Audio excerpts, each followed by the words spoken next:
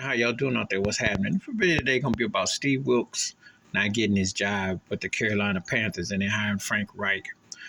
Now, Frank Reich, who I liked as a Buffalo Bills fan, backup quarterback, the greatest comeback I seen in the postseason because he's in Orleans back in the day, and got to coach the Indianapolis Colts for the past few years. I think he's a decent coach. I mean, I understand, they trying to say, well, maybe get like a little Doug Peterson flash, maybe like a little broke version of Jim Harbaugh when he coached the 49ers. If you can do that. And he had little touches of flair.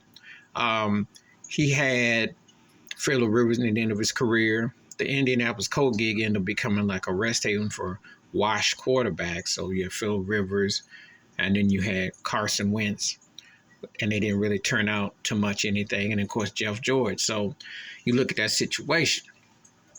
And, the Colts, with that. But he couldn't really do it up the job. So it's kind of hard to say because Jeff Saturday comes behind him, and that was a nightmare. You saw how some of them games went for the Colts post Frank Reich. Okay.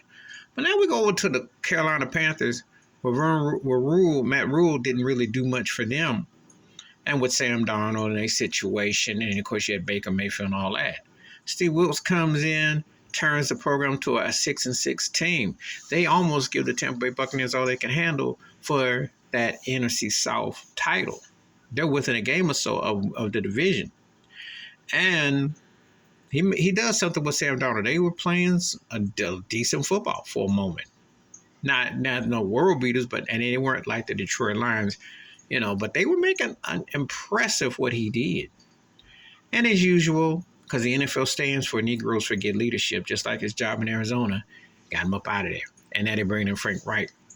And it is a racial issue in the NFL with the head coaching, for all, let they use the Jay-Z, we move past it and everything, and we got all the slogans about end racism, we can come together, but they contradict themselves right before your eyes. What do they think that people are walking around with Stevie Wonder glasses on?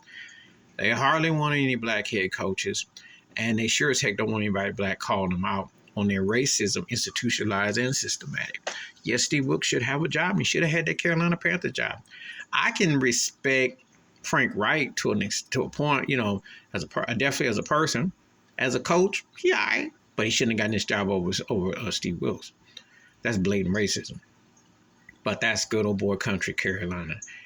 That's just what the good old boys do. And they got quotas, He did a great job with Sam Darnold.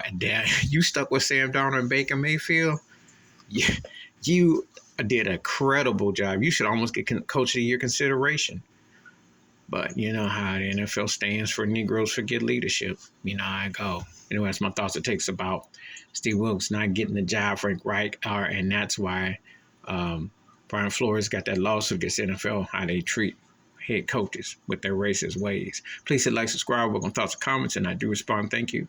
Wash your hands, keep your mind clear, watch out for nothing, share the video if you want to, and believe me, there's going to be more about this, because that cat should have gotten a job, and he definitely did a good enough job to keep the job, but you know how the good old boy network works, and you see that Jeff Saturday's getting consideration for the Indy job, even though he's in over his head, because they sucked, and he was getting blowed out. I'm out.